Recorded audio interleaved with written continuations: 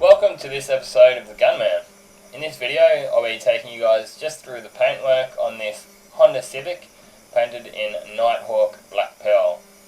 The colour code for this car is B92P, although I actually did my own little thing with the colour myself.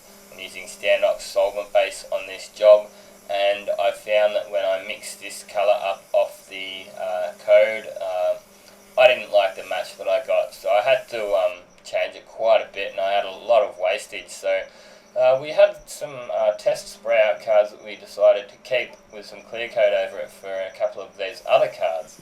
It was actually a Ford colour, ST, which is Silhouette Black Pearl, and I checked that colour card to this car because I was having troubles matching this colour once.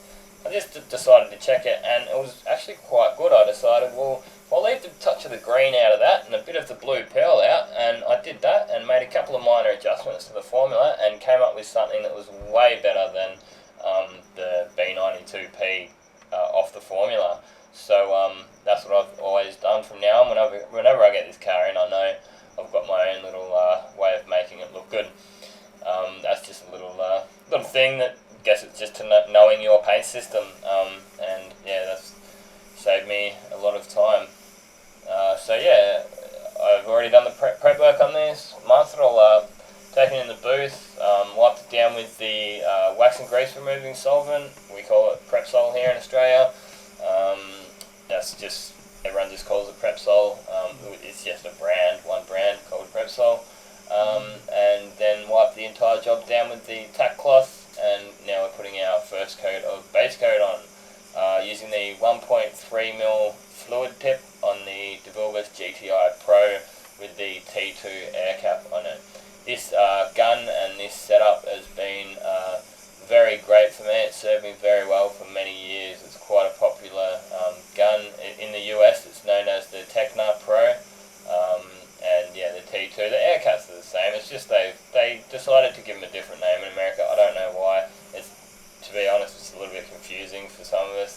The rest of the world, I think it's called DeVilbiss. But anyway, there's also the Pro lights as well. I'm not going to be using that on this job, but I have used the Pro lights quite a bit, and they're a great gun. And those air caps can also be swapped over from the Pro to the Pro light. So just given that maybe 3 to 4 minutes in between coats, and we'll be putting our second and final coat on. Some colours you guys have probably watched me painting before, and I might have to put 3, even up to 4 coats on, depending on the colours. But this is black, so I know that it's just going to, it covers in the first coat, so the second coat is your to be sure coat. And yeah, just to be sure it's going to be covered. It's probably 99% covered after your first coat, to be honest, but you always just put that second coat on just in case. And yeah, some of those greens, reds, and silvers and stuff like that are prone to being not very good. So sometimes I even just use a ground coat colour or something like that. But it's not necessary on any of the blacks. So just sort of giving it a bit of a tech coat too. This coat's a little bit quicker. I'm putting it on a little bit quicker than my first coat. And in a minute, once I've finished this coat, I'll give you a look at the base coat and see where I've blended it and stuff. Apologies about the filming goes a little bit out of focus occasionally. I do my best to get it. Because I'm using the first person camera here, I can't be 100% sure where I'm going to get it, but I think it does give you a better look than sitting in the corner of the booth on the tripod, which is the other option. And give me some feedback, guys. Let me know what you think. But from all the feedback I've been getting is that this is better than the tripod in the corner. I'm pretty sure I'm actually the only guy that does spray painting vids on YouTube that does vids from a first person view. Yeah, hit me up, just say, tell me what you think. You like it this way or you don't. Tell me if you'd like some more tripod vids. So yeah, I'm using the Bellaria W400 Classic Plus BA4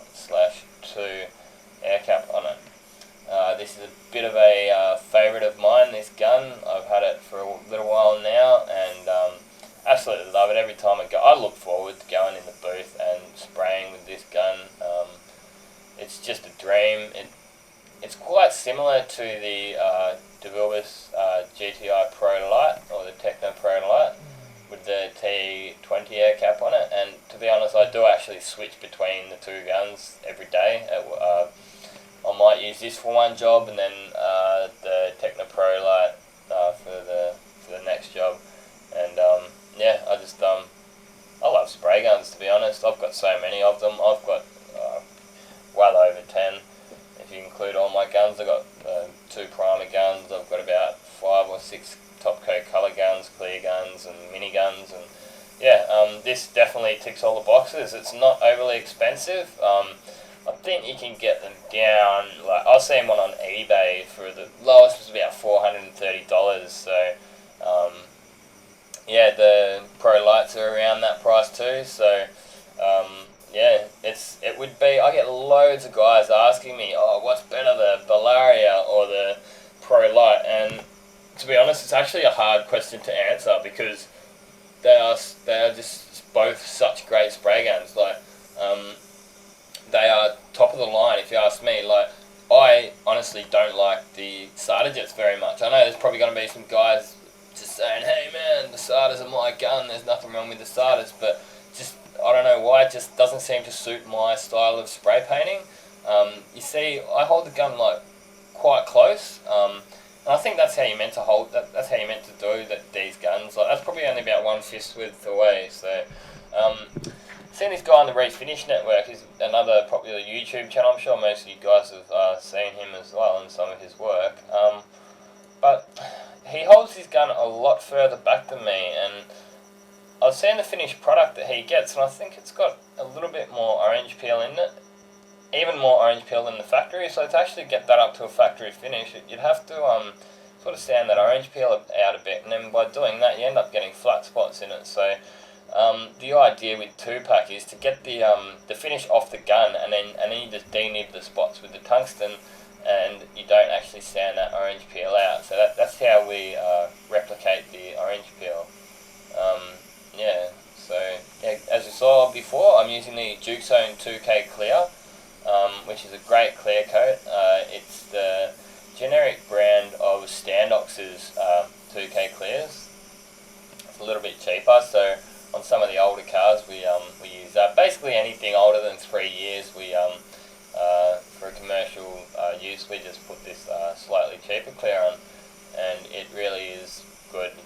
Any reworks that you need to do with it, it won't fry up, it won't edge map, it dries nice. So some of the cheaper clears, they're prone to do stuff like that, and if you ever have to rework them and sand them back, they clog up the sandpaper and just frying up and all that kind of stuff that we all hate as spray painters.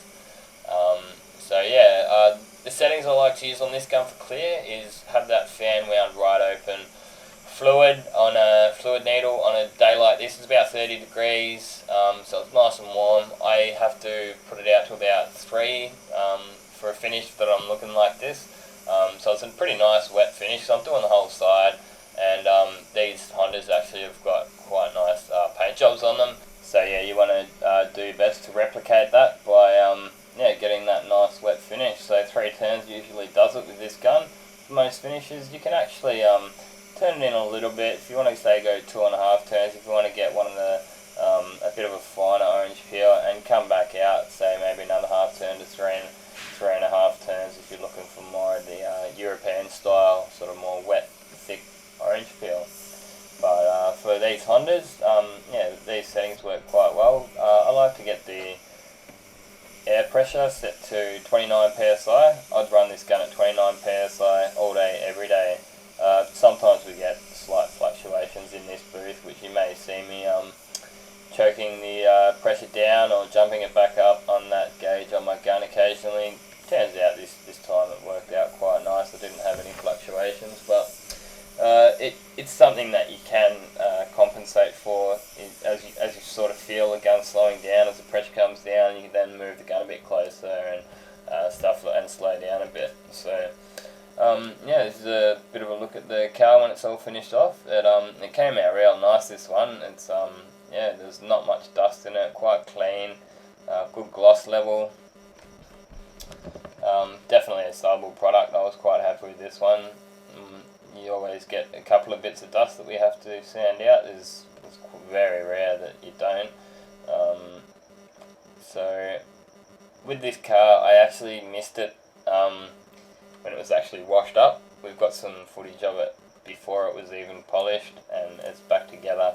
So I like to do this sometimes I get footage like this just in case I do miss it once it's washed, and sometimes I could be spray painting and the car just goes before I get the chance to get a final video of it. So a couple of links here at the very end. Check them out if you haven't already seen them. Otherwise, view my channel. I'm constantly working on it to make some playlists for you guys. Thanks again for watching, and this has been another Gunman production.